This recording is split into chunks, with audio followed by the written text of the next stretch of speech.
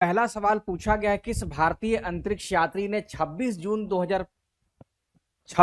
2025 को axiom 4 mission के तहत अंतरराष्ट्रीय अंतरिक्ष स्टेशन पर 14 दिन का प्रवास किया।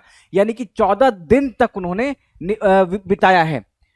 तो अंतरराष्ट्रीय अंतरिक्ष station, international space station ISS पर 14 दिनों तक का प्रवास किया है शुभांशु शुक्ला, गगन मेहरा, राजीव मिश्रा, विवेक रॉय। तो आप सब लोग आ गए ना, राहुल आ गए, ब्रेव एंड ब्यूटीफुल अभी आ गई हैं।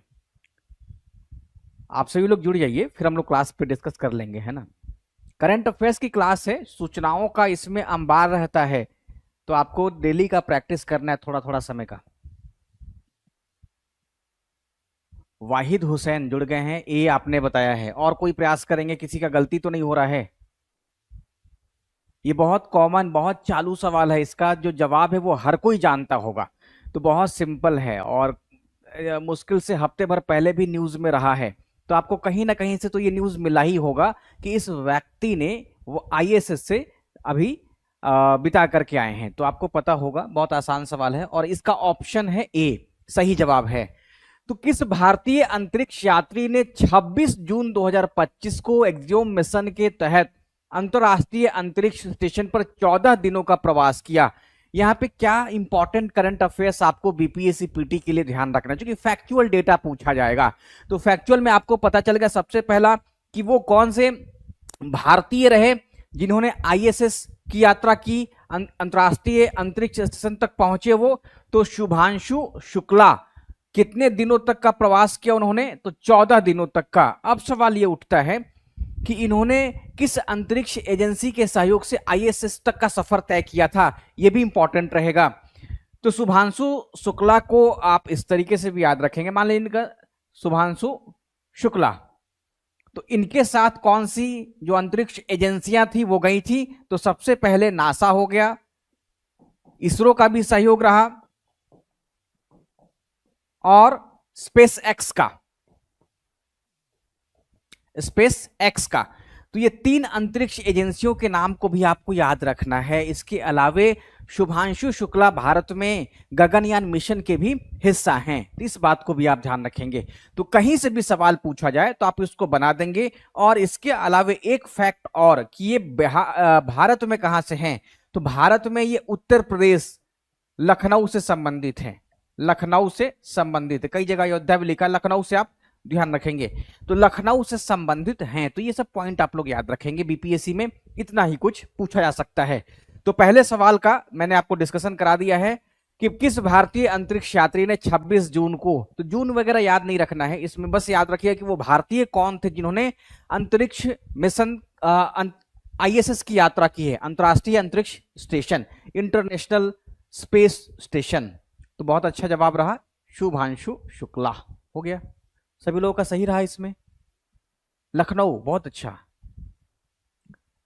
एक है संजीव कुमार, BPSC TRE का तैयारी कर रहे हैं, इसमें से आएगा? क्यों नहीं आएगा, क्यों नहीं आएगा? क्योंकि ये जो करंट अफेयर्स है वो तो कॉमन है, सबके लिए पूछा जा सकता है। इसमें कहाँ कोई ऐसा बताया गया है कि सिर्फ BPSC के लिए है? आ सकता है, यूपी का भी आ सकता है, MPPSC में भी आ सकता है। ये तो राष्ट्रीय जगत की खबर है ना। अगर इसको देखेंगे व्यक्ति को, तो राष्ट्रीय अंतरराष्ट्रीय दोनों मिक्स कर जाएगा इसमें। मई 2025 में जम्मू कश्मीर के किस अभयारण्य सेंचुरी को इको सेंसिटिव जोन घोषित किया? दाचीगाम वन्य जीव अभयारण्य, लूलाब वन्य जीव अभयारण्य, हेमिस वन्य जीव अभयारण्य और त्राल वन्य जीव अभयारण्य। त्राल वन्य जीव अभयारण्य। तो आपको इसका सही उत्तर बताना है कि वो कौन सा अभयारण्य रहा जिसको इको सेंसिटिव जोन में, ES सेंसिटिव जोन ESZ के रूप में घोषित किया गया है, इको सेंसिटिव जोन के रूप में घोषित किया गया है। इसका नाम आपको बताना है। जम्मू कश्मीर के उस अभयारण्य का नाम आप बता दें, क्योंकि यह जो अभयारण्य है वो हंगुल के लिए बड़ा फेमस है, हंगुल जीव के लिए बहुत बड़ा ये जगह है, इसी कारण से इसकी चर्चा भी रहती है और पुलवामा में स्थित है। ये जो त्राल है, Tral wild life sanctuary Jammu Kashmir के पुलवामा जिले में स्थित है। तो इसको भी आप ध्यान रखेंगे। और हो सकता है कि ऐसे भी पूछे कि कौन सा जो wild life sanctuary Jammu Kashmir में स्थित नहीं है, तो दाचीगाम, लूलाब, हेमिस, त्राल, ये चारों के चारों याद रखेंगे आप। उत्तर बताएं, कितने लोगों ने सही किया है?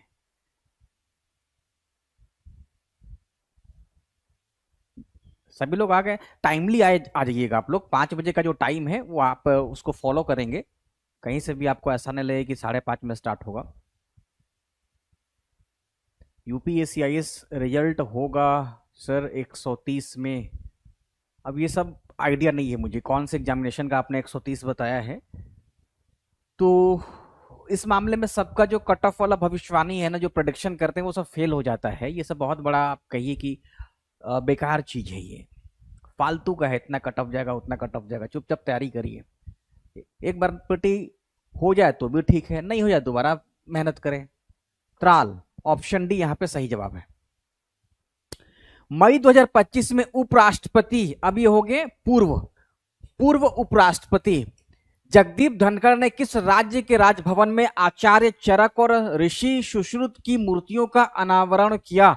उत्तर प्रदेश, गुजरात, गोवा, मध्य प्रदेश। तो आपको ये बताना है कि जो पहले उपराष्ट्रपति थे जगदीप धनखड़ ने किस राज्य के राजभवन में आचार्य चरक, भारत में आयुर्वेदाचार्य के जनक, और ऋषि सुश्रुत, जो कि हम इनको सर्जन भी कहते हैं, सर्जरी के जनक हैं, कि मूर्तियों का अनावरण किया गया है। आखिर ये क्यों किया गया है? ये इसलिए किया गया है कि भारत में जो आयुर्वेद का इतिहास रहा है, अब उसको नई पीढ़ी भी समझे। तो इसी कारण से वहां पे 2 मूर्तियों का उद्घाटन किया गया है, एक आचार्य चरक का और दूसरा ऋषि सुश्रुत का। और ये जो मूर्तियां उद्घाटित की गई हैं वो है, अनावरण की गई हैं, वो है गोवा में। तो ऑप्शन सी यहाँ पे सही जवाब है। और किसके द्वारा? तो पूर्व उपराष्ट्रपति जगदीप धनखड़ के द्वारा यहाँ पे किया गया है। इसमें वही था कि जो नई पीढ़ी है ना, या जो अब वर्तमान जो मॉडर्न मेडिकल साइंस है, वो ट्रेडिशनल जो साइंस है या ट्रेडिशनल जो मेडिकल साइंस है उसके साथ समन्वय करके अच्छे से चिकित्सा करे। होता क्या है कि भारत में आयुर्वेद का देखा जाए तो इतिहास रहा है। भारत में क्या है, आयुर्वेद का पूरा, मतलब हमारी ये विरासत है। आयुर्वेद क्या है, हमारा एक विरासत है। अब इसको नई पीढ़ी को भी अवगत करा देना है। और साथ ही अगर गोवा है तो सिर्फ और सिर्फ वो मनोरंजन का साधन, जैसे को मेंटल, अब ये क्या बने, ये एक योगा सेंटर बने। इसके अलावे आयुर्वेद के हब के रूप में भी जाना जाए, यानी कि जो लोग गोवा जाएं वो अब आयुर्वेदिक पद्धतियों का भी वहां पे देख सके या उसका लाभ ले सकें, और इसके अलावे योगा सेंटर भी ज्वाइन कर सके। जिस तरीके से ऋषिकेश है, तो ठीक वैसे ही गोवा को भी अब बनाने की कोशिश की जा रही है। तो इसी तरीके से यहाँ पे 2 मूर्तियों का अनावरण उपराष्ट्रपति जो पहले थे उनके द्वारा किया गया है। मई 2025 में दूरसंचार संपर्क को बढ़ावा देने हेतु केंद्र सरकार ने कौन सी योजना शुरू की है? वो कौन सा स्कीम शुरू किया गया है? संचार मित्र योजना, संचार मिशन योजना, डिजिटल ग्राम योजना, भारत नेट योजना। तो ये केंद्र सरकार के द्वारा योजना को शुरू किया गया है। और क्यों? क्योंकि टेलीकम्युनिकेशन का जो संपर्क है, जो कनेक्टिविटी है, वो बढ़े, इसी कारण से केंद्र सरकार ने इसको लॉन्च किया है। उत्तर बताएंगे। चौथा का बहुत आसान उत्तर है, चौथा का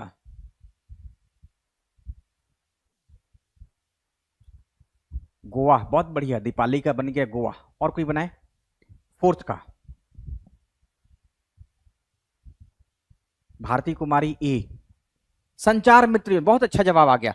तो दूर संचार संपर्क को बढ़ावा देने तो केंद्र सरकार ने संचार मित्र योजना की शुरुआत की। देखिए, दूर संचार को बढ़ावा देने का पीछे क्या मकसद हो गया?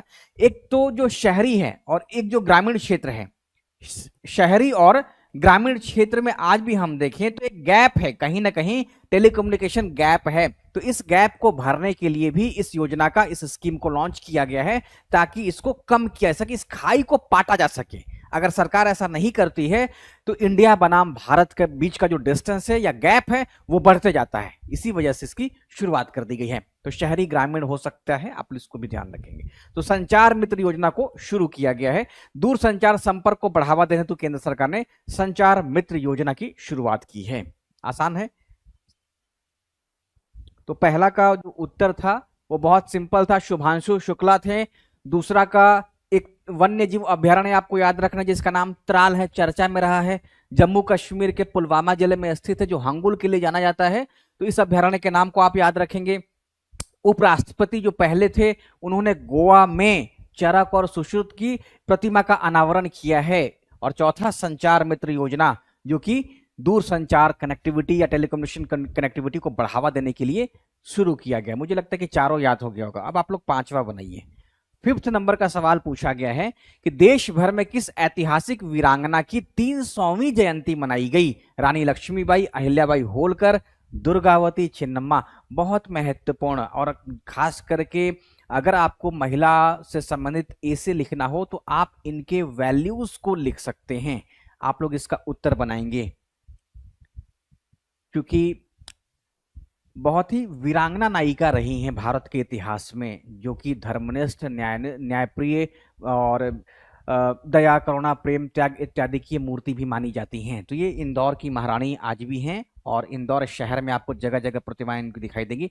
मतलब पूरे मध्य प्रदेश को आप देखें तो अहिल्याबाई होलकर का नाम बहुत ही ज्यादा लिया जाता है। तो मालवा क्षेत्र की ये महारानी थी। तो किस राज्य की, तो किस ऐतिहासिक वीरांगना की 300वीं जयंती मनाई गई? अहिल्याबाई होलकर। बहुत ही ज्यादा नाम अहिल्याबाई होलकर का मध्य प्रदेश में है, मालवा बेल्ट में ही है। ठीक है, तो ये भी आप लोग याद रखेंगे, बहुत सिंपल ये है। नेक्स्ट पूछा गया है कि विश्व वायु परिवहन शिखर सम्मेलन WATS वाट्स का आयोजन भारत के किस शहर में किया गया? मुंबई, बेंगलुरु, हैदराबाद, नई दिल्ली। तो विश्व वायु परिवहन शिखर सम्मेलन का आयोजन भारत के किस शहर में किया गया है? सही जवाब बताएंगे आप लोग। मुंबई, बेंगलुरु, हैदराबाद या फिर नई दिल्ली। सही जवाब क्या होगा? तो बन रहा है आप लोगों का, सभी लोगों का बन रहा है। UPSC IAS प्रमोद कुमार, दीपाली सिंह, उत्तर बन रहा है। बहुत आसान आसान, आज और आसान है। आज 50 मिनट में आपका ये करंट अफेयर्स पूरा हो जाएगा। 50 वन लाइनर है, लेकिन आपको BPSC में ये ध्यान रखना है, इसका अप्लाइड हिस्सा आज थोड़ा कम आपको बताना है ताकि जल्दी हो सके। तो विश्व वायु परिवहन शिखर सम्मेलन का जो आयोजन किया गया है वो नई दिल्ली में किया गया है, इसको आप ध्यान रखेंगे। ध्रुवा नामक डिजिटल नीति किस विभाग ने शुरू की है? नीति आयोग, IT मंत्रालय, भारतीय डाक विभाग, गृह मंत्रालय। ध्रुवा नामक डिजिटल नीति किस विभाग के द्वारा शुरू किया गया है? यह भी बहुत आसान है, इसको आप देखते के साथ बना लेंगे। बनाइए। Good evening Vikas Kumar Sharma, new Delhi brave and beautiful का लग गया है। आप लोग अपने रियल नाम से आया करें तो ज्यादा अच्छा रहेगा ना, रियल नाम से आया करें, उसको उस नाम को बदलने क्या दिक्कत है? विकास कुमार ए, नहीं गलत हो गया, ये भारतीय डाक विभाग के द्वारा शुरू किया गया है। ध्रुवा नामक जो डिजिटल नीति है वो भारतीय डाक विभाग ने शुरू किया है। ठीक है, नीति आयोग सभी लोगों ने नीति आयोग किया नहीं, ये डाक विभाग के द्वारा किया गया। इसीलिए आपको अब इसका इंपॉर्टेंस मालूम चलेगा कि आप लोग एग्जाम में तुक्का लगा देंगे, तो अब इसको अच्छे से याद रखेंगे। भारतीय डाक विभाग के द्वारा इसको शुरू किया गया है, ध्रुवा नामक डिजिटल नीति। भारत ने नॉर्वे की किस कंपनी के साथ मिलकर पहला पोलर रिसर्च वेसल बनाने की घोषणा की है? Kongsberg, Knox hydro, Equinor, Aker solutions. तो भारत ने नॉर्वे के किस कंपनी के साथ मिलकर पहला पोलर रिसर्च वेसल बनाने की घोषणा की है? पोलर का मतलब जो ध्रुवीय क्षेत्र हो गए वहां पे रिसर्च हो सकता है, तो इस वेसल को बनाने की घोषणा की गई है। आपको इसको बताना है कि नॉर्वे की वो कौन सी कंपनी है, उत्तर बताएंगे आप।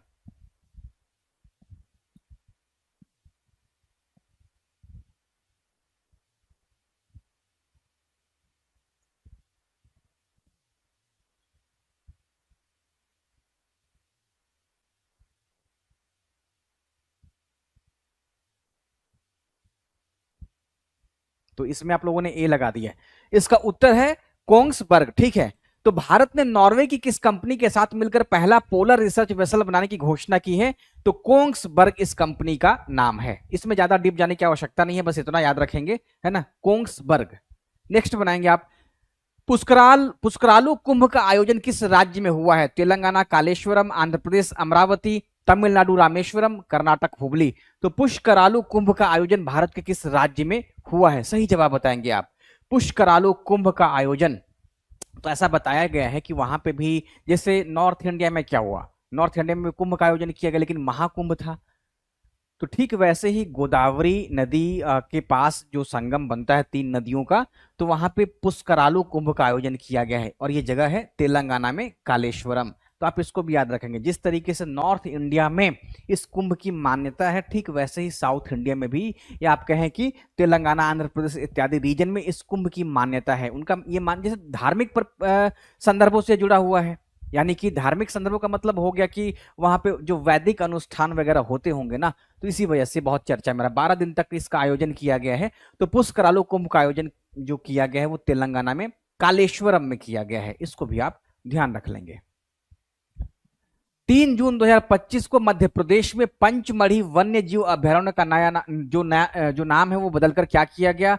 राजा भोज वन्य जीव अभयारण्य, रानी दुर्गावती वन्य जीव अभयारण्य, राजा भभूत सिंह वन्य जीव अभयारण्य, महाराणा प्रताप वन्य जीव अभयारण्य। वन्य जीव अभयारण्य, महाराणा प्रताप वन्य जीव अभयारण्य, आपको इसका उत्तर बता देना है। तो मध्य प्रदेश में पंचमढ़ी वन्य जीव, तो पंचमढ़ी क्या है? एक हिल स्टेशन है जो कि मध्य प्रदेश में स्थित है। आप लोग मध्य प्रदेश में देखते हैं। अच्छा, कौन सी बिहार की वो नदी है जो मध्य प्रदेश से निकल करके आती है? कोई बता सकता है इसका उत्तर? बिहार की वह नदी जो मध्य प्रदेश से निकल करके आती है, उत्तर बता सकते हैं आप लोग? इसका उत्तर आप लोगों ने सी लगा दिया है। और कोई प्रयास करें? 10 का सी। और कोई? सभी लोग का सही उत्तर है। लेकिन आप ये बताएं, कि कौन सी वो नदी है जो मध्य प्रदेश से निकल करके बिहार में आती है? अब आप लोग कोई बता नहीं रहा है। सोन, बहुत बढ़िया जवाब आ गया। तो बिहार में वो नदी है जिसका नाम है सोन, जो कि मध्य प्रदेश के अमरकंटक से निकल करके आती है। ठीक है,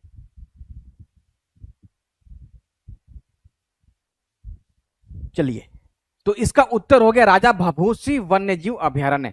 तो 3 जून 2025 को मध्य प्रदेश में पंचमढ़ी वन्य जीव, इसके पीछे क्या था ना कि आदिवासी विरासत और पर्यावरण संरक्षण की दिशा में संदेश देने के लिए मध्य प्रदेश सरकार ने मोहन यादव के नेतृत्व में इसका नाम बदल दिया है। यानी कि कैबिनेट की मीटिंग हुई थी और मुख्यमंत्री मोहन यादव हैं, उन्होंने ऐसा फैसला लिया है। वहां की जो जनजातियां हैं, जिसको हम लोग आदिवासी भी कहते हैं, तो आदिवासियों के लिए ही किया गया। उनकी भी अपनी एक सांस्कृतिक विरासत होती है जो कि पर्यावरण से बहुत ज्यादा क्लोज होता है। इसी वजह से राजा भभूत सिंह वन्य जीव अभयारण्य उसका नामकरण कर दिया गया। किस राज्य सरकार ने अपने विद्यालयों में पहली कक्षा से छात्रों को बुनियादी सैन्य प्रशिक्षण देने की घोषणा की है? बुनियादी, अब बेसिक स्तर पे सैन्य प्रशिक्षण उनको देने की कोशिश की जाएगी। पटना बिहार में भी देखेंगे आप, जो प्राइवेट स्कूल हैं, वो जो बच्चे होते हैं नर्सरी के या फिर क्लास 1 क्लास 2 वगैरह के, तो आप देखेंगे कि उसमें कभी उनको पुलिस ड्रेस में बुला लिया जाता है। इसके पीछे वही मोटो है कि उनको इस तरीके से, या उनको इस यूनिफॉर्म के बारे में जानकारी प्रदान की जाए, उनमें देशभक्ति की भावना विकसित की जाए। तो किस राज्य सरकार ने अपने विद्यालयों में पहली कक्षा से छात्रों को बुनियादी सैन्य प्रशिक्षण देने की घोषणा की है? इसका उत्तर हो जाएगा ऑप्शन ए, महाराष्ट्र में। तो ऐसा काम किसने किया? ऐसा काम महाराष्ट्र ने किया। तो इसके पीछे वही कारण है कि जो देशभक्ति या फिर जो राष्ट्रीय मूल्य अपने हैं, उनसे वो प्रेरित हो सके। इसके अलावे उनमें फिजिकल फिटनेस की भावना हो, क्या हो? उनमें फिटनेस की भावना हो जाए। चूंकि सैनिक जो है अनुशासित होते हैं, डिसिप्लिन्ड होते हैं, तो उनमें अनुशासन की भी भावना विकसित हो। ठीक है, इसके अलावे उनमें राष्ट्र के प्रति समर्पण हो जाए, राष्ट्र के प्रति समर्पण हो। इस समय बहुत जरूरी है राष्ट्र के प्रति समर्पण होना। राष्ट्र के प्रति समर्पण न होने की वजह से आंतरिक सुरक्षा को चुनौतियां मिलती हैं। तो यही वजह है कि बुनियादी सैन्य प्रशिक्षण देने की घोषणा की, मतलब फिटनेस भी है यहाँ पे। जैसे होता क्या है ना, जापान को देख ले। जापान भले ही आप उसको अलग नजरिए से देखते होंगे, लेकिन जापान वो देश है जहां पे समाज में अगर किसी व्यक्ति का पेट निकल जाता है तो माना यह जाता है कि निकम्मा व्यक्ति है, निठल्ला व्यक्ति है, इसने काम नहीं किया है। बाकी जगहों पर देख लीजिए। तो किस राज्य सरकार ने अपने विद्यालयों में पहली कक्षा से छात्रों को बुनियादी सैन्य प्रशिक्षण देने की घोषणा की है? तो यह है महाराष्ट्र। तो फिटनेस पे आप लोग काम करेंगे, फिटनेस पे काम करेंगे। वजन ज्यादा हो जाए तो आप लोग खड़ा होकर के मेरी क्लास को देखेंगे। सभी लोग खड़े हो जाएं मोबाइल लेकर के। 4 जून 2025 को राजस्थान के किन 2 आर्द्र भूमि जो वेटलैंड है उसको रामसर साइट के रूप में मान्यता दी है? खिंचन और मेणार, सांभर और ताल छापर, उदय सागर और डिडवाना, कोलायत और डिडवाना। आपको इसका उत्तर बताना है। और इसी के बाद भारत में जो वेटलैंड है उसकी कुल संख्या हो गई थी 91। तो वही सवाल आप लोगों से पूछा गया है कि राजस्थान के किन दो, अब ये भी हो सकता है कि वो नाम दे दे और पूछे कि भारत में किस राज्य में ये वेटलैंड स्थित है, तो उसको भी आप लोग ध्यान, जैसे बिहार में देखेंगे आप लोग ना, तो कांवर वेटलैंड है, कांवर जो कि बेगूसराय में एक झील भी हम लोग कहते हैं, हालांकि झील जैसा आपको लगेगा कि तालाब है, ऊपर से गंदगी पसरा हुआ है, जो रियलिटी है वही। तो यहां पूछा गया है राजस्थान के किन दो आर्द्र भूमियों को रामसर साइट के रूप में मान्यता दी गई है, तो खिंचन और मेणार को मान्यता प्रदान की गई है, खिंचन और मेणार को मान्यता प्रदान कर दी गई है। तो खिंचन फालोदी जिला में है, आप लोगों ने फालोदी का नाम सुना होगा, जब बहुत ज्यादा गर्मी में टेम्परेचर बढ़ता है तो ये चर्चा में चला आता है, और मेणार उदयपुर में स्थित है। तो इन दो साइट्स को अब वेटलैंड साइट्स का नाम या रामसर के अनुसार वेटलैंड भूमि के रूप में मान्यता दे दी गई है, रामसर साइट के रूप में मान्यता दे दी गई है, ठीक है। तो खिंचन और मेणार को आप याद रखेंगे, ठीक है। नेक्स्ट, केर सांगरी किस राज्य का प्रसिद्ध व्यंजन है जिसे मई 2025 में जीआई टैग प्रदान किया गया है? शुक्र मनाई कि इसमें किसी भी नॉर्थ ईस्ट का नाम नहीं है, आपको चुनना बहुत आसान हो गया है। तो केर सांगरी किस राज्य का प्रसिद्ध व्यंजन है जिसे मई 2025 में जीआई टैग प्रदान किया गया? गुजरात, राजस्थान, पंजाब, मध्य प्रदेश। एक भी नॉर्थ ईस्ट का नाम नहीं है, अदरवाइज आप लोग कंफ्यूज ज्यादा हो जाएंगे अगर आपको इसका एग्जैक्ट उत्तर पता नहीं होगा तो। उत्तर बताएं आप लोग। फालोदी डिस्ट्रिक्ट, बहुत बढ़िया। दीपाली, बिहार में 3 है, कांवर, ठीक है। नशीम शहर राजस्थान, बहुत बढ़िया जवाब आ गया। तो इसका सही उत्तर है केर सांगरी, जो है वो राजस्थान का है। केर एक प्रकार का बेर प्रजाति का ही वृक्ष है, सांगरी भी वृक्ष ही है। तो इन क्षेत्रों में जैसे मान लीजिए कि जो राजस्थान का इलाका है, जैसे बीकानेर,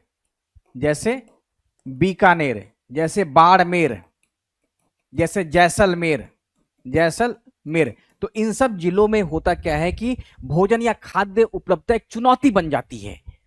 तो इस विशिष्ट क्षेत्र में केर सांगरी नाम का वृक्ष उत्पन्न होता है और उसी से व्यंजन तैयार कर लिया जाता है। तो अब इसको जीआई टैग मिल गया है, इस कारण से अब इसकी ख्याति ज्यादा हो गई है, राष्ट्रीय अंतरराष्ट्रीय स्तर पर ख्याति होगी। आप लोग बिहार में भी पढ़ रहे होंगे। तो केर सांगरी किस राज्य का प्रसिद्ध व्यंजन है जिसको जीआई टैग प्रदान किया गया है? तो यह है उत्तर, इसका ऑप्शन बी, राजस्थान इसका सही उत्तर हो जाएगा, ठीक है। मई 2025 में जारी एशियाई शेर गणना रिपोर्ट के अनुसार किस राज्य में इनकी संख्या 891 हो गई है? महाराष्ट्र, राजस्थान, गुजरात, मध्य प्रदेश। तो एशियाई शेर गणना रिपोर्ट के अनुसार किस राज्य में इनकी संख्या 891 हो गई है? उत्तर बताएंगे, बहुत आसान इसका उत्तर है। Everything is here. आप जुड़ गए हैं मेरे साथ, बहुत स्वागत है आपका। और आप सभी जो लोग नए जुड़े हैं ना, तो वो व्हाट्सएप का लिंक दिख रहा होगा आपको, उसको ज्वाइन कर लेंगे। जो नए हैं वो व्हाट्सएप ग्रुप ज्वाइन करें, इसकी पीडीएफ मिलेगी, आप प्रिंट करा करके अच्छे से पढ़ेंगे। और थोड़ा सा जगह भी छोड़ देंगे, जैसे मान लीजिए कि यहाँ पे है, अब अचानक से आपको कुछ नाम बताया गया, कभी फ्यूचर में, जैसे कभी मैंने आपको राजस्थान की नदी का ही नाम जिक्र कर दिया, आप उसको नोट कर लेंगे, कुछ भी। तो 891 की बात यहां की गई है, तो गुजरात को आप ध्यान रखेंगे। तो एशियाई शेर की गणना रिपोर्ट के अनुसार किस राज्य में? तो मे बी 674 पहले था, जो अब बढ़ करके 891 हो गया है। तो वर्तमान डेटा बहुत इंपॉर्टेंट है, यह भी हो सकता है आपको पलट करके पूछा जा सके संभावित में कि कितनी हो गई है। तो 891 हो गई है, कहां पे? गुजरात में, एशियाई शेरों की। मई 2025 में किस राज्य में तितली की नई प्रजाति यूथालिया मलकाना की खोज हुई है? असम में, मिजोरम में, सिक्किम में, अरुणाचल प्रदेश में। कल भी आप लोगों ने वाइल्ड लाइफ सेंचुरी पढ़ा था, जो कि बटरफ्लाई से संबंधित है ना। तो बटरफ्लाई वाइल्ड लाइफ सेंचुरी आपने केरल का पढ़ा था। और आज आपको ये जवाब देना है कि मई 2025 में किस राज्य में तितली की नई प्रजाति यूथालिया मलकाना की खोज हुई है? असम, मिजोरम, सिक्किम या फिर अरुणाचल प्रदेश। ये नाम भी आप याद रखेंगे, तितली की नई प्रजाति क्या है, या यूथालिया मलकाना न्यूज में चर्चा में रहा है, और ये किससे संबंधित है ना? यूथालिया मलकाना ये हाल ही में न्यूज में चर्चा में रहा, और ये है पोलैंड की महिला राष्ट्रपति। तो आप लोग ऐसा नहीं कर देंगे, ये क्या है? तितली की एक प्रजाति जो कि अरुणाचल प्रदेश में पाई गई है। तो खोज हुई है, चूंकि ये दक्षिण पूर्वी एशियाई देश जैसे इंडोनेशिया, मलेशिया में पाया जाता है, अब इसको अरुणाचल प्रदेश में खोज लिया गया है। तो इस चर्चा का विषय बन गया है, आपके बीपीएससी पीटी के लिए विषय बन गया है। तो इसको आप लोग ध्यान रखेंगे, अरुणाचल प्रदेश में कहां पे यूथालिया मलकाना की खोज हुई है। मई 2025 में चर्चा में रहा ऑपरेशन ओलिविया किससे संबंधित है? प्लास्टिक प्रदूषण नियंत्रण, कछुओं की सुरक्षा, मछली पालन संवर्धन, प्रवासी पक्षी संरक्षण। तो ऑपरेशन ओलिविया किससे संबंधित है? क्या वो पहलगाम टेरर अटैक से संबंधित है या कुछ और से जो आपको ऑप्शन में दिख रहा होगा? आपको इसका सही उत्तर बताना है। पहलगाम तो नहीं है, पुलवामा में नहीं है, उत्तर बताएंगे आप लोग। बहुत बढ़िया जवाब रहा आप लोगों का, बहुत सुंदर जवाब। अब यहां पे आपको उत्तर बता देना है। कछुओं की सुरक्षा आ गया उत्तर प्रमोद कुमार का। तो इसका उत्तर, जैसे हम लोग क्या कहते हैं ना, ओलिविया, तो ओलिविया ओलिव रिडले कछुआ का एक प्रजाति है। तो ओलिव रिडले की सुरक्षा के लिए ऑपरेशन ओलिविया चलाया गया था। इसका ना बहुत ज्यादा तस्करी होता है, कछुओं वगैरह का देखा जाए तो तस्करी बहुत ज्यादा होता है, मतलब इसको कीमत ज्यादा मिल जाता है, इसी कारण से तस्कर इसके ज्यादा मिलते हैं वहां पे जहां पे यह पाया जाता है। भारतीय अंतरिक्ष अनुसंधान संगठन इसरो ने 2025 को किस रूप में मनाने की घोषणा की है? पीएसएलवी वर्ष, चंद्रयान वर्ष, गगनयान वर्ष, मंगल मिशन वर्ष। नाम पढ़ते के साथ आपको लगता है कि बहुत ही इंपॉर्टेंट सवाल हो सकता है, दिमाग घूमता है बीपीएससी या किसी भी आयोग का तो वो कुछ भी पूछ सकती है, लेकिन आप इसको करके ही रहेंगे क्योंकि ये 2025 का पूरा मनाया ही जा रहा है तो चर्चा में ही रह सकता है। तो 2025 को इसरो ने किस ईयर के रूप में मनाने की घोषणा की है? तो इसका उत्तर हो जाएगा ऑप्शन सी। अब मान लीजिए इसमें संस्थाओं का नाम रहता, इसरो रहता, डीआरडीओ रहता या कुछ भी रहता, तो इसरो आप लोग ध्यान रखेंगे, ठीक है। तो इसरो गगनयान वर्ष, बहुत बढ़िया जवाब आया। तो गगनयान बहुत चर्चा में है। ऐसा कहा गया था कि इस साल के अंत तक हम मानव में भेजेंगे अंतरिक्ष मिशन, इसी वजह से गगनयान चर्चा में भी है। शुभांशु शुक्ला इसमें एक तरीके से पहला प्रयोग करके भी आ गए हैं, तो कहीं ना कहीं इस मिशन को मजबूती वो देंगे। तो आप लोग गगनयान ईयर को बहुत अच्छे से याद रखेंगे। जून 2025 में नासा के इंटरनेशनल एयर स्पेस प्रोग्राम को सफलतापूर्वक पूरा करने वाली पहली भारतीय कौन बनी? शीतल कुमार, जानवी श्रीवास्तव, डांगेटी जानवी, आयशा खान। अब बताएंगे आप लोग कहां आप लोग बीपीएससी की तैयारी में और टीआरई 4.0 की तैयारी में है, और इधर में एक महिला है जो कि इंटरनेशनल एयरस्पेस प्रोग्राम को सफलतापूर्वक पार करके पहली भारतीय के रूप में अपना नाम भी दर्ज करा दिया है। बताएंगे इसका उत्तर। अब आप लोगों को 100 कट ऑफ पार करने की आवश्यकता होगी, तो जिस तरीके से आप पार कर लेंगे तो उसी तरीके से आप अपने घर में नाम कर लेंगे, है ना।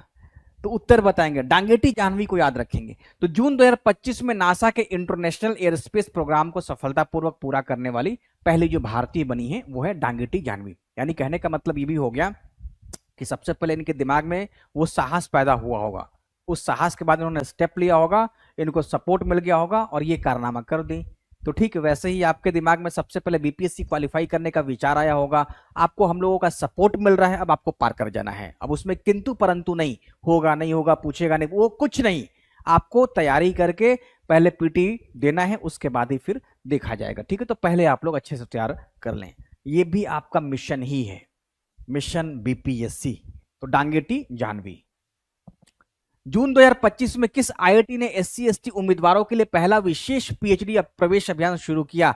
IIT Madras, IIT Kharagpur, IIT Delhi, IIT Bombay. तो किस आईआईटी ने एससी एसटी उम्मीदवारों के लिए पहला विशेष पीएचडी कार्यक्रम शुरू किया है? आपको उसका नाम बताना है। डांगेटी जानवी, बहुत बढ़िया। जानवी कपूर पे फिट कर लेंगे ना, जानवी नाम तो बहुत चर्चा में है, धड़क मूवी आई थी इनकी, हो सकता है पार्ट 2 भी इनका ही हो, तो अच्छा आप लोग याद रख लेंगे। लेकिन एक में जानवी श्रीवास्तव भी था तो वो नहीं करना है, डांगेटी जानवी। नेक्स्ट आप लोग बना दें दीपाली का दिल्ली, और कोई प्रयास करें इसमें। कितना बढ़िया जवाब आ गया आप लोगों का। तो इसका सही उत्तर क्या है? बहुत बढ़िया जवाब आ गया, सबका आ गया, नसीम शहर का भी आ गया, बी, ठीक है। तो ये किया गया है दिल्ली के द्वारा, सी इसका उत्तर हो जाएगा। तो किस आईआईटी ने एससी एसटी उम्मीदवारों के लिए पहला विशेष पीएचडी प्रवेश अभियान शुरू कर दिया है? तो आईआईटी दिल्ली के द्वारा किया गया है। इसके पीछे वही है कि जो विशेष समुदाय है या एससी एसटी के जो लोग हैं उनको अवसर की समानता प्रदान की जाए। तो ये पॉजिटिव अफर्मेशन या अफर्मेशन एक्शन लिया गया और उनको अवसरों की समानता के तहत इस प्रकार से अब आईआईटी में भी पीएचडी के लिए अभियान शुरू किया जाएगा, ठीक है। भारत की पहली दृष्टि बाधित महिला जिसने एवरेस्ट पर चढ़ाई की उनका नाम है छोजिन आंगमो, कल्पना यादव, प्रेरणा सिंह, ताशी लहामो या हामो।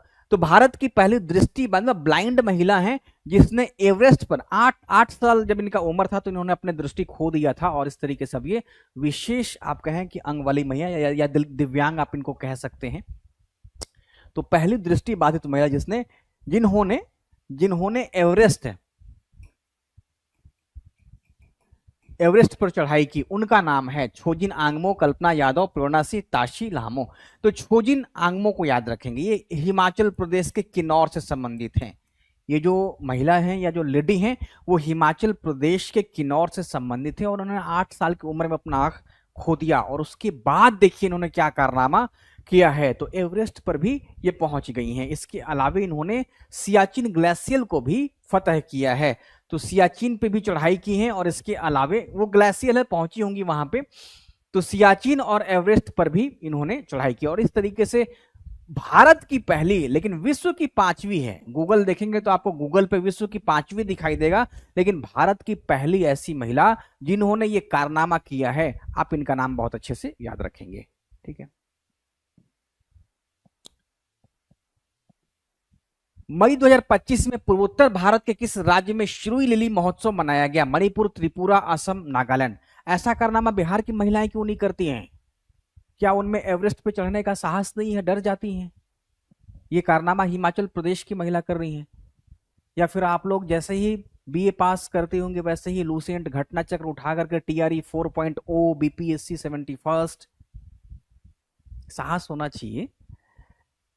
उत्तर इसका हो जाएगा मणिपुर। तो पूर्वोत्तर भारत के किस राज्य में सिरुई लिली महोत्सव, एक प्रकार का आप कहें वनस्पति है, तो सिरुई लिली महोत्सव का आयोजन किया गया है मणिपुर में, ठीक है, इसको ध्यान रखेंगे। भारतीय नौसेना में मई 2025 में शामिल पहला सिला हुआ स्निग्ध जहाज कौन सा है? आईएनएस विक्रांत, आईएनएस चक्र, आईएनएस कौंडिन्य, आईएनएस तरुण। तो पहला सिला हुआ का तात्पर्य ये हो गया कि ये जो जहाज है ना वो क्वायर, जैसे कि जो नारियल वाला रस्सी होता है तो क्वायर हो गया, या और भी जो इस्तेमाल इसमें संसाधन किया होगा, लेकिन है ये क्या है? स्निच्ड है, यानी कि ये सिला हुआ है। ये क्या है? सिला हुआ है। अब जैसे लकड़ी का पट्टी होगा तो इसको ना सिल दिया गया होगा, सिल करके जहाज के रूप में कन्वर्ट कर दिया हो गया। तो ये जो प्रेरणा मिली, मोटिवेशन मिला है, ये 5वीं सदी में अजंता गुफा में एक पेंटिंग में देखा गया और देखने के बाद फिर इसको वास्तविकता का रूप दिया गया है। तो सिला हुआ जो जहाज है वो है आईएनएस कौंडिन्य। तो आईएनएस कौंडिन्य एक सिला हुआ जहाज है जिसको अजंता की प्रेरणा से ही बनाया, अजंता कला या अजंता की गुफाओं से जो पेंटिंग मिली है उस पेंटिंग के आधार पर प्रेरणा ली गई है और इसके आधार पर इस डिजाइन को या इस जहाज को मूर्त रूप दिया गया है। ऐसा भी कहा गया कि अब इसको गुजरात से लेकर के ओमान तक की यात्रा करवानी है, तब इसकी खासियत का पता चलेगा।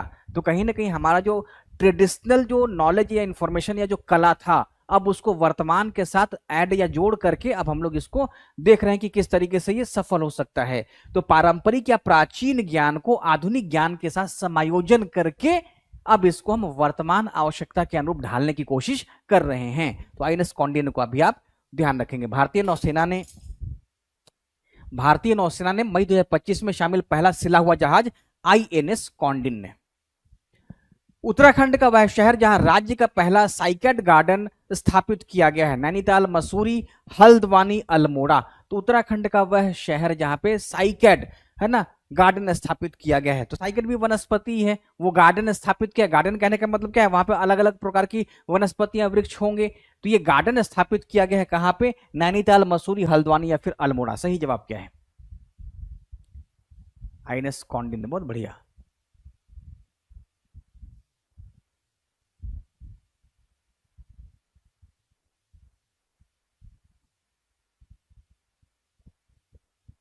घर वाले अलाउ नहीं करते सियाचिन पे जाने के लिए, एवरेस्ट पे जाने के लिए। मसूरी, मसूरी बहुत चर्चा में रहता है और आप लोगों को हिल स्टेशन के रूप में बहुत बढ़िया लगेगा भी। लवास्ता वहीं पर ट्रेनिंग सेंटर है यूपीएससी से क्वालिफाइड लोगों के लिए। हल्द्वानी, बहुत बढ़िया जवाब आ गया। तो इसका सही उत्तर क्या है? हल्द्वानी। तो उत्तराखंड का वह शहर जहां पर राज्य का पहला साइकेड गार्डन स्थापित किया गया है वो शहर है Haldwani. Bharat forecasting system BFS किस सुपर कंप्यूटर के द्वारा संचालित है? तो ये 26 मई को लॉन्च किया गया। डेट इसलिए लिख दिया गया ताकि आपको पता चले कि आप मई का करंट अफेयर्स पढ़ रहे हैं। तो 26 मई 2025 को लॉन्च भारत फोरकास्टिंग सिस्टम किस सुपर कंप्यूटर के द्वारा लॉन्च किया गया है? प्रत्युष अर्का मेघदूत तपस। तो फोरकास्टिंग सिस्टम पूछा गया है किस सुपर कंप्यूटर के द्वारा संचालित है? इसका उत्तर हो जाएगा, सुपर कंप्यूटर का नाम है अर्का। अर्का को ध्यान रखेंगे। नेक्स्ट सवाल पूछा गया है, भारत की पहली क्वांटम कंप्यूटिंग वैली जनवरी 2026 में कहां पे स्थापित होगी? अमरावती, पुणे, हैदराबाद, गांधीनगर।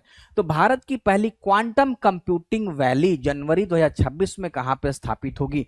तो क्वांटम क्षेत्र में अब हम विशिष्टता या विशेषज्ञता हासिल करना चाहते हैं, इसीलिए ऐसी वैली की स्थापना की जा रही है। अब पूछा गया आप लोगों से कि ये कहां पे, किस राज्य में स्थापित की जा रही है? तो ये अमरावती, याद रखेंगे। तो भारत की पहली क्वांटम कंप्यूटिंग जो वैली है वो अमरावती में स्थापित की जाएगी। ऐसा वैली बिहार में क्यों नहीं स्थापित किया जा रहा है? कोई तो वजह होगा, अदरवाइज हम लोगों का स्टेट बाकी स्टेट से बहुत पीछे चला जाएगा। अगर इस तरीके से नहीं हो और सिर्फ बिहार वाले दिलचस्पी किस में लें, तो बिहार वाले भाई वीरेंद्र या पंचायत सचिव के वार्तालाप पर दिलचस्पी लें, और उधर समानांतर रूप से भारत के कई राज्य आगे बढ़ते जाएंगे, बिहार पीछे जाएगा। तो जरूरी है कि इन सब टाइप का जो सेंटर हो बिहार में भी स्थापित हो ना, बिहार हो। तब मान लीजिए यहाँ पे 10,000 ही रोजगार का अपॉर्चुनिटी आ रहा है, तो कम से कम आ तो रहा है ना। ऐसा करना जरूरी है। इस चुनाव घोषणा में ऐसा होना चाहिए कि भारत में क्वांटम कंप्यूटिंग जो वैली है स्थापित किया जा रहा है, वो बिहार में भी ऐसा स्थापित किया जाए। हम भी तो देखे क्या है ये। मई 2025 में किस भारतीय अंतरिक्ष स्टार्टअप ने पहला इलेक्ट्रिक मोटर चालित सेमी क्रायोजेनिक इंजन सफलतापूर्वक परीक्षण किया? Skyroot aerospace, Bellatrix aerospace, pixel India, Agnikul Cosmos. आप लोग इसका बताएं, किस भारतीय अंतरिक्ष स्टार्टअप ने पहला इलेक्ट्रिक मोटर चालित सेमी क्रायोजेनिक इंजन को सफलतापूर्वक परीक्षण किया गया है? उत्तर क्या है?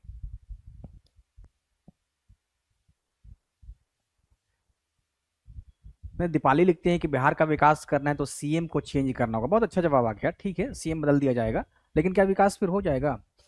जब तक आप मांग नहीं करेंगे तब तक।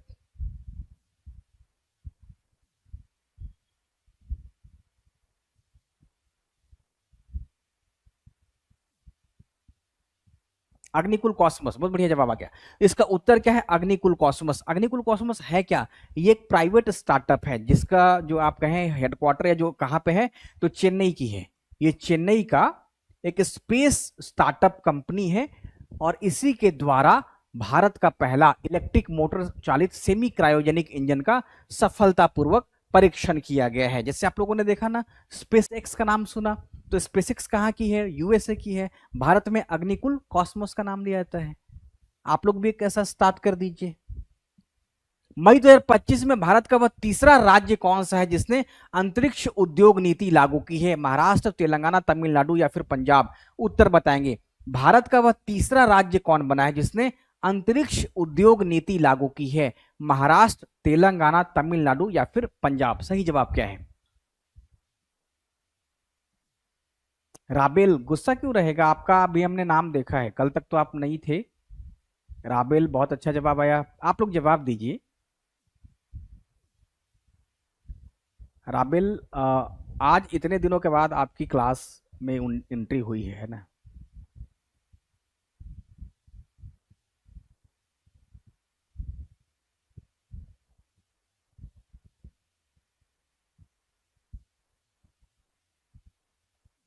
पहला कर्नाटक है, अब हो गया तमिलनाडु। तो इसका सही है, भारत का वह तीसरा राज्य जिसने अंतरिक्ष उद्योग नीति लागू की है। इसका उत्तर क्या हो जाएगा? Option C, Tamil Nadu. तो स्पेस सेंटर में काम करने के लिए है ना, यानी कि स्पेस उद्योग नीति है, यानी कि इंडस्ट्रियल पॉलिसी लागू किया गया है तमिलनाडु के द्वारा। ठीक है, इंडस्ट्रियल पॉलिसी की बात यहां पे कर दी गई है, अंतरिक्ष की बात कर दी गई है, स्पेस की बात कर दी गई है। ठीक है, जैसे आप दिल्ली जाएंगे ना, दिल्ली, और डीपीएस में कोई बच्चा एडमिशन करता है तो 9वीं 10वीं कक्षा से उसको स्पेस के बारे में बहुत अच्छा बताया जाता है। इसके अलावे जैसे मान लीजिए आप लोगों ने न्यूज में सुना होगा कि डीपीएस के 2 बच्चों ने एस्ट्रोनॉट ढूंढा, या क्षुद्रग्रह ढूंढा। तो ये इसका मतलब क्या होता है कि उनको इस चीज की जानकारी दी जाती है। बिहार में बच्चे पिटाई खाते हैं मैथ बनाने के लिए। तो इस तरीके से ये शिक्षा का डिफरेंस हो जाता है।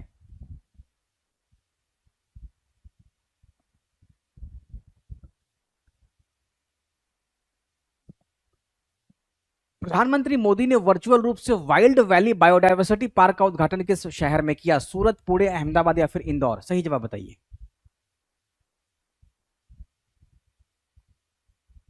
करंट अफेयर्स थोड़ा सा इंटरेस्ट ले लेकर के पढ़ना है। आप एकदम एकदम से ना इसमें वैसा नहीं बको ध्यानाम टाइप में करेंगे तो भूल जाएंगे। थोड़ा सा इंटरेस्ट ले लेकर के कि अपने यहाँ क्या है नहीं है, बाकी के राज्य में क्या है। अब आप तुलना कर सकते हैं बिहार बनाम तमिलनाडु का, बिहार बनाम तेलंगाना का, बिहार बनाम महाराष्ट्र का। आप लोग करंट अफेयर्स में अगर पढ़ रहे तो फिर जब नेता वोट मांगने आए तो उनसे सवाल जवाब किया जाए कि क्यों नहीं बिहार में इस तरीके से आप पॉलिसी लॉन्च कर रहे हैं कि बिहार के जो बच्चे हैं वो 10वीं के बाद से ही स्पेस में दिलचस्पी लें। डीपीएस के बच्चे जो हैं वो एस्टेरॉइड ढूंढ रहे हैं, क्षुद्र ग्रह को ढूंढ रहे हैं।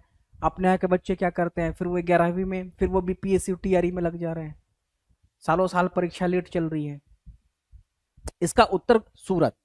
तो बायोडायवर्सिटी पार्क का उद्घाटन किस शहर में किया गया है? तो सूरत में किया गया है। तो वर्चुअल तरीके से कर दिए होंगे। उनको लगता है कि क्या सूरत जाए, अपना ही शहर है, प्रधानमंत्री के लिए तो अपना ही शहर है, तो क्या बार बार शहर में जाए। वर्चुअल तरीके से उन्होंने इसका उद्घाटन कर दिया है। जिस तरीके से बिहार के लोग अगर दिल्ली चल जाए उनको मुजफ्फरपुर जाने का मन नहीं करेगा, भागलपुर क्यों जाएंगे, दिल्ली से ही कर देते हैं, तो कर दिए। 6 जून 2025 को वक्फ संपत्तियों के डिजिटल प्रबंधन हेतु कौन सा पोर्टल लॉन्च किया गया है? वक्फ दर्पण, इन्फो वक्फ, ई वक्फ, उम्मीद? सही जवाब क्या है? उत्तर बताएंगे, उत्तर बताइए इसका। तो वक्फ संपत्तियों के डिजिटल प्रबंधन हेतु कौन सा पोर्टल लॉन्च किया गया? इसका उत्तर है उम्मीद। ऑप्शन डी यहां पे सही जवाब है। उम्मीद को ध्यान रखेंगे। तो जो संपत्तियां इनकी हैं वक्फ की, है ना, इनकी जो संपत्ति है उसका डिजिटल प्रबंधन होगा, यानी सब कुछ ट्रांसपेरेंट तरीके से हो जाए, इसके लिए डिजिटाइजेशन की भूमिका होगी यहाँ पे। तो ये पोर्टल लॉन्च किया गया है।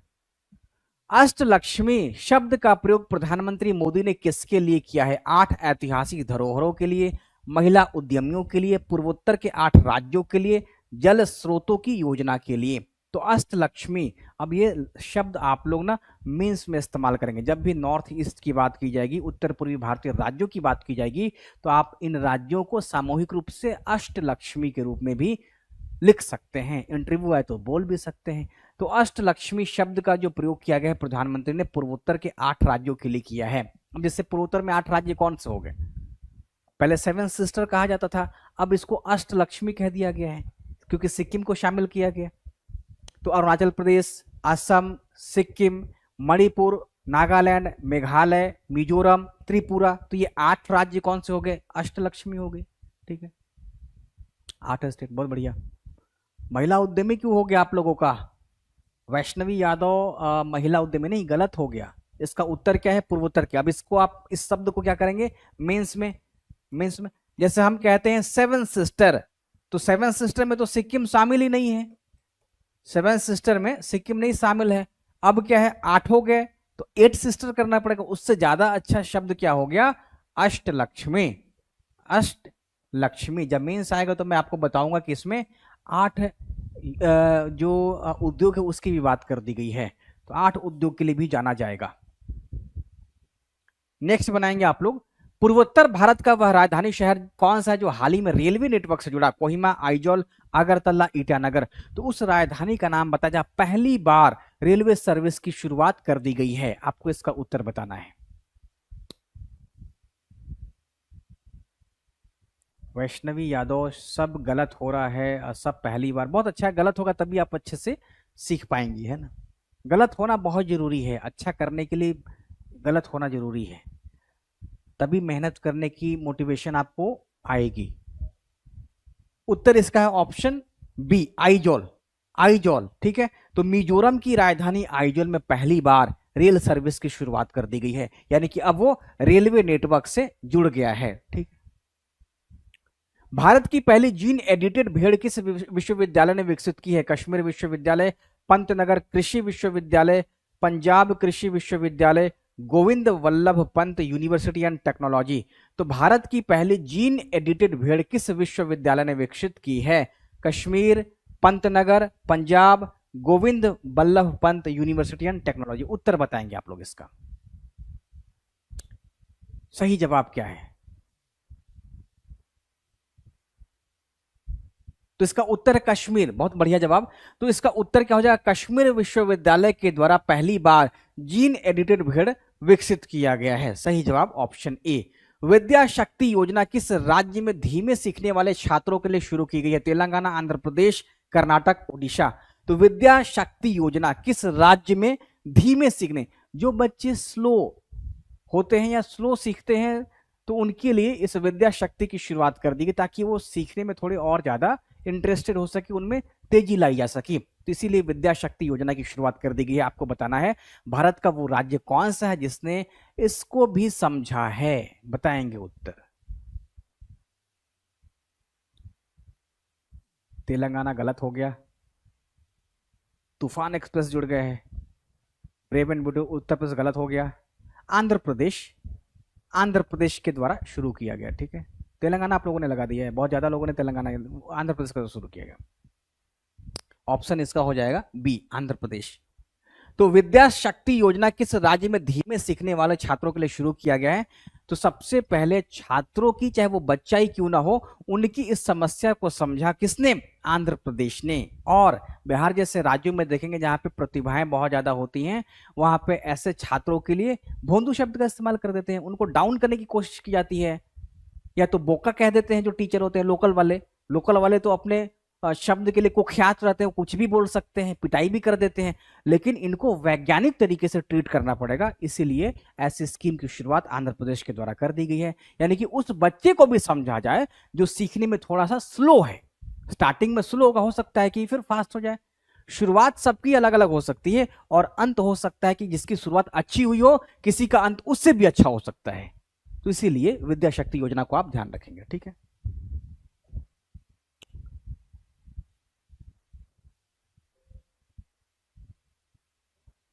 तो उत्तर इसका option B, TRT, PRT, GRT सभी में ये क्लास काम आ जाएगी आपके लिए। ठीक है, ज्योति, एआरटी, बीआरटी, पीआरटी, सीआरटी, जितने भी एग्जामिनेशन होंगे, क्योंकि राष्ट्रीय स्तर का करंट अफेयर्स है, अगर बिहार स्पेसिफिक रहता तो आपको क्या नजर आता कि इसमें सीतामढ़ी का जिक्र हो रहा है, इसमें सुपौल का जिक्र हो रहा है, इसमें बराबर की पहाड़ी का जिक्र हो रहा है, इसमें मुख्यमंत्री नीतीश कुमार का जिक्र हो रहा है।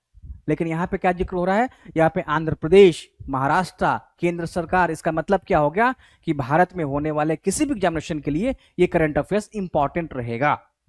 नेक्स्ट सवाल पूछा गया है, मई 2025 में किस राज्य के नाग शंकर मंदिर को कछुओं के संरक्षण के लिए आदर्श मंदिर घोषित किया गया है? ओडिशा, पश्चिम बंगाल, असम या फिर बिहार। सही जवाब क्या है?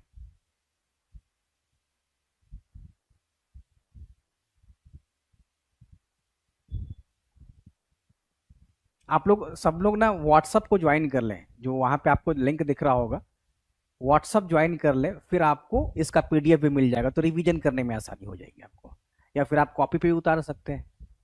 इसका उत्तर है ऑप्शन सी, असम।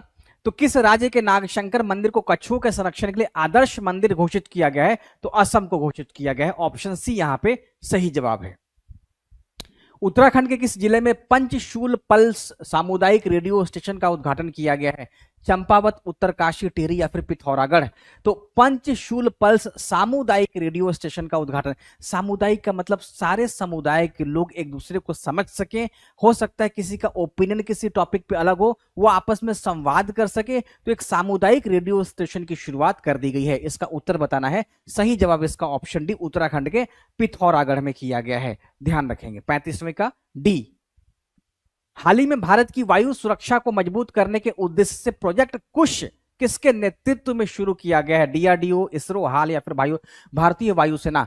तो भारत की वायु सुरक्षा को मजबूत करने के लिए प्रोजेक्ट कुश की शुरुआत किस संस्था के द्वारा की गई है? उत्तर बताएंगे आप लोग।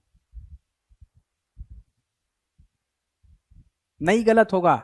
जिस दिन मैं रिवीजन सीरीज लेकर के आ जाऊंगा, यकीन मानिए आपको गलत नहीं होगा, आपको वो सब करंट अफेयर्स याद रहेगा जो यहाँ पढ़ाया जा रहा है। और एक बार आप लोग पीडीएफ से इसका रिवीजन कर लेंगे, फिर तीसरी बार जब मैं लेकर के आऊंगा, रिवीजन सीरीज कभी चल जाएगा ना, कभी 500 प्रश्नों का बहुत फास्ट तरीके से चल जाएगा, 2 घंटे में 500 सवाल हम लोग देख लेंगे रिवीजन में, तो उस समय आपको याद होते रहेगा और भी आपका रिवीजन हो जाएगा।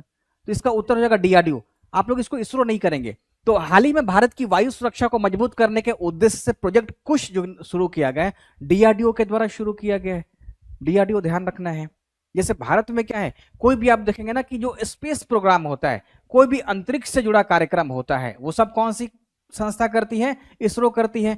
भारत में कोई सा भी अगर जो लड़ाकू विमान हो गया वो किसके द्वारा किया जाता है? तो डीआरडीओ के द्वारा किया जाता है, चाहे वो मिसाइल क्यों ना हो, रॉकेट क्यों ना हो। ठीक है, तो डीआरडीओ क्या है? तो ये युद्ध में काम आती है, अंतरिक्ष में काम आते हैं।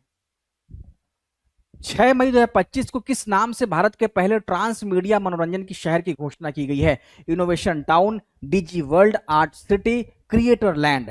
तो किस नाम से भारत के पहले ट्रांस मीडिया मनोरंजन शहर की घोषणा कर दी गई है? काश ये शहर बिहार में बना होता। तो उत्तर बताएंगे इसका, सही जवाब है इसका ऑप्शन डी, क्रिएटर लैंड नाम के पहले मनोरंजन शहर की घोषणा कर दी गई है। WHO के वैश्विक आयु अनुकूल एज फ्रेंडली शहर सिटी नेटवर्क में मई 2025 में किस भारतीय शहर को शामिल किया गया है? भुवनेश्वर, कोयंबटूर, पुणे या फिर कोझिकोडे। सही जवाब बता देंगे, केरल राज्य का ये शहर है। आप लोग इसका उत्तर बता देंगे। तो WHO के वैश्विक आयु अनुकूल शहर नेटवर्क में मई 2025 में किस भारतीय शहर को शामिल कर लिया गया है? बहुत सिंपल, कोझिकोडे। तो कोझिकोड को ध्यान रखेंगे, केरल का ये शहर है। दक्षिण पूर्वी एशिया का सबसे बड़ा पायलट प्रशिक्षण संस्थान मई 2025 में कहां पर स्थापित किया गया है? नागपुर, अमरावती, विजयवाड़ा, बेंगलुरु।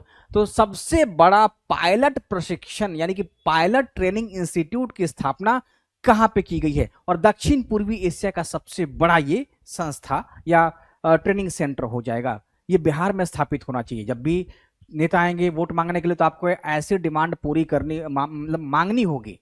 जो भी नेता आ जाए, विधायक वगैरह जो भी हैं, तो उनसे डिमांड करना पड़ेगा कि हमें इस प्रकार के ट्रेनिंग इंस्टीट्यूट की स्थापना बिहार में भी करवानी होगी। इसके लिए जमीन सरकार को देने के लिए अभी से आप लोग राजी करवा लीजिए। इसका उत्तर है ऑप्शन बी, अमरावती।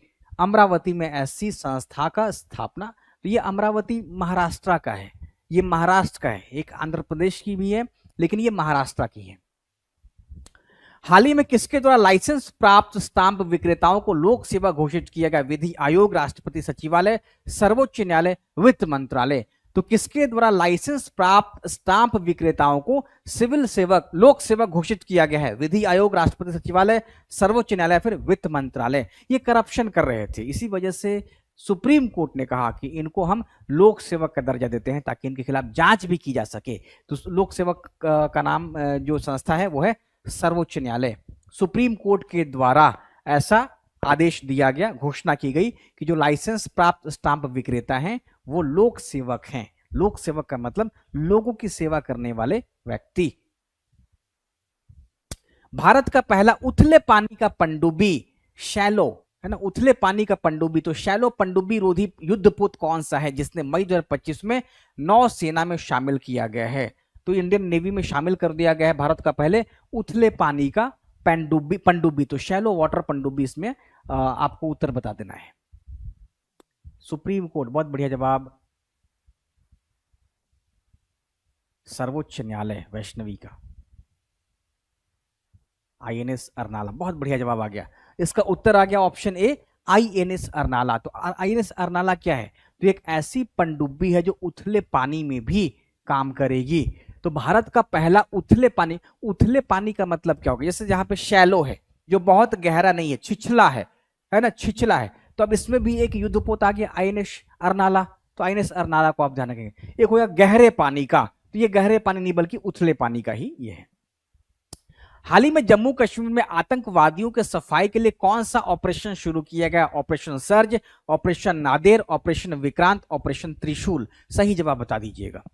सभी लोग टेलीग्राम व्हाट्सएप पे आ गए? क्या सब लोगों ने व्हाट्सएप ज्वाइन कर लिया या फिर नहीं किया है? तो जो भी लोग नहीं ज्वाइन किए वो लिंक दिख रहा होगा सामने, उस पर क्लिक करके सीधा अभी आप वहां चले जाइए। INS अरनाला। अब आपको ये पूछा गया है दूसरा सवाल कि जम्मू कश्मीर में आतंकवादियों के सफाई के लिए भारतीय सेना ने कौन सा ऑपरेशन शुरू किया? तो ऑपरेशन नादिर शुरू किया गया है। दुनिया का पहला ऊर्जा संचरण उद्यान एनर्जी ट्रांसमिशन पार्क हाल ही में किस राज्य में उद्घाटित किया गया है? गुजरात, ओडिशा, तेलंगाना, महाराष्ट्र।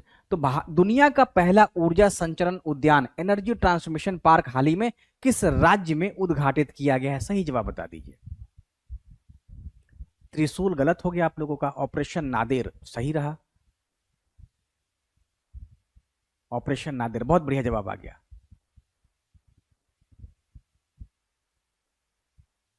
ऑपरेशन सिंदूर को भी याद रखेंगे, जब पहलगाम आतंकवादी घटना हुआ था उसके बाद भारतीय सेना के द्वारा आतंकवादियों के सफाई के लिए चलाया गया था। अब यहाँ पे पूछा गया आप लोगों से कि दुनिया का पहला ऊर्जा संचरण एनर्जी ट्रांसमिशन पार्क किस राज्य में उद्घाटित किया गया है? ऑप्शन है A Gujarat, option B Odisha, option C Telangana, option D Maharashtra. उत्तर बताएंगे इसका। तो तेलंगाना, इसमें तो सिंपल है तेलंगाना, कोई किसी का उत्तर नहीं आया अभी तक, बताइए। तेलंगाना, बिहार तो है नहीं। यही तो मेरा कहना है आप लोगों से कि जब आप करंट अफेयर्स पढ़ रहे हैं तो फिर बिहार में आपको ऐसा कुछ दिख ही नहीं रहा है। बिहार वाले करंट अफेयर्स में हम लोग देखेंगे क्या हो रहा है, ठीक है। तो तेलंगाना, दुनिया का पहला ऊर्जा संचरण उद्यान किस राज्य में? तेलंगाना में उद्घाटित किया गया है। मई 2025 में बंगाल की खाड़ी में उठे चक्रवात शक्ति का नामकरण किसने किया है? भारत, श्रीलंका, बांग्लादेश या फिर म्यांमार? सही जवाब बता दीजिएगा।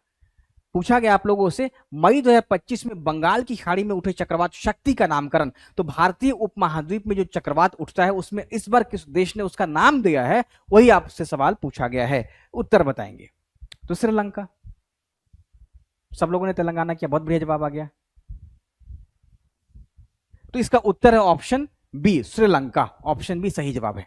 नेक्स्ट बनाएंगे आप लोग, देश का पहला महावत गांव, महावत उसको कहते हैं जो हाथी का मालिक होता है या फिर कहीं हाथियों की देखरेख भी करता है। तो देश का पहला महावत गांव मई 2025 में कहां पे शुरू किया गया है? कर्नाटक में, राजस्थान में, असम में या फिर तमिलनाडु में? तो मुड्डुमलाई आप लोगों ने नाम सुना होगा, तो मुड्डुमलाई कहां पे है? तमिलनाडु। तो तमिलनाडु इसका सही जवाब होगा। देश का पहला महावत गांव जो है वो तमिलनाडु में शुरू किया गया है। हाल ही में भारत सरकार ने किस तिथि को आयुर्वेद दिवस के रूप में मनाने की घोषणा की है? 5 अगस्त को, 15 अक्टूबर को, 23 सितंबर को, 14 नवंबर को? तो भारत में आयुर्वेद क्या है? अपनी एक विरासत है। अब इस विरासत को प्रचार प्रसार करने के लिए इस दिन को अब आयुर्वेद दिवस मनाए जाने की सरकार के द्वारा घोषणा कर दी गई है, ताकि लोगों में आयुर्वेद के प्रति विश्वास बढ़े, आयुर्वेद के प्रति जागरूकता आए, लोग आयुर्वेद को अपनाएं। और इस वजह से आयुर्वेद भारत में, भारत का जो आयुर्वेद है वो विश्व स्तर पे जो है वो नाम करेगा। तो आयुर्वेद दिवस के रूप में मनाने की घोषणा 23 सितंबर को की गई है, तो आप लोग इसको ध्यान रखेंगे। हाल ही में विश्व का सबसे लंबा किला भारत के किस क्षेत्र में पाया गया है? लक्षद्वीप, अंडमान निकोबार, मणिपुर, मेघालय? तो सबसे लंबा किला किस जगह पे पाया गया है, किस क्षेत्र में पाया गया है? तो बिहार में जिस तरीके से हाजीपुर का नाम लिया जाता है, लेकिन हाजीपुर बहुत छोटा है। अगर आपको छोटा केला खाना है तो हाजीपुर का चिनिया केला खा लें। लेकिन पूछा गया यहाँ पे सबसे बड़ा तो अंडमान और निकोबार का, तो अंडमान निकोबार में सबसे लंबा केला पाया गया है। अब पता नहीं कितना ये इसकी लंबाई होगी। खैर, 18 मई 2025 को सागर में सम्मान पहल किसके द्वारा शुरू की गई? इसरो, महिला एवं बाल विकास मंत्रालय, केंद्रीय जल मंत्रालय, केंद्रीय बंदरगाह जहाजरानी और जलमार्ग मंत्रालय के द्वारा? तो इसका उत्तर आपको बताना है। सागर में सम्मान पहल किसके द्वारा शुरू किया गया है? इसरो, महिला एवं बाल विकास मंत्रालय, केंद्रीय जल मंत्रालय, ऑप्शन डी। इसका उत्तर है ऑप्शन डी, केंद्रीय बंदरगाह जहाजरानी और जलमार्ग मंत्रालय के द्वारा शुरू किया गया है। ट्रैकोमा उन्मूलन का प्रमाण पत्र भारत को किस संगठन द्वारा प्रदान किया गया है? WHO, UNICEF, UNESCO, UNDP?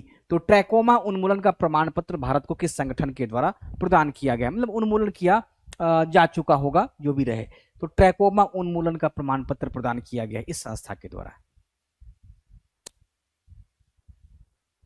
सही जवाब इसका option, shipping minister Sarbananda Sonowal. बहुत बढ़िया जवाब आ गया, ठीक है। WHO सही जवाब इसका ऑप्शन है। WHO ही करेगी ना, यूनिसेफ का तो अलग काम है, यूनेस्को अलग है, UNDP अलग है, तो WHO को ध्यान रखेंगे। लास्ट सवाल, मनस्वी मेंटरशिप योजना किस IIT के द्वारा शुरू किया गया है? IIT Delhi, IIT Bombay, IIT Madras, IIT Kanpur? आप लोगों ने आज देखा कि SC ST PhD का भी जो कार्यक्रम है वो IIT दिल्ली के द्वारा शुरू किया गया है, और एक है मनस्वी मेंटरशिप योजना की शुरुआत किस IIT के द्वारा? तो IIT दिल्ली के द्वारा इसकी शुरुआत कर दी गई है। तो आज 50 सवाल मैंने आपको कराया है, कल फिर 50 सवालों के साथ मुलाकात होगी। तो कल भी करंट अफेयर्स की ही क्लास आप लोगों को मैं ले लूंगा, ठीक है। Thank you. कोई सवालों पूछ सकते हैं आप लोग, किसी को कोई दिक्कत?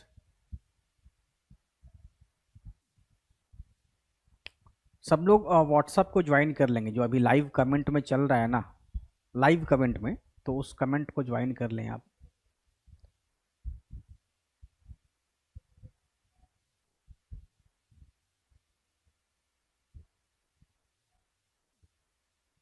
ठीक है, फिर मिलूंगा कल।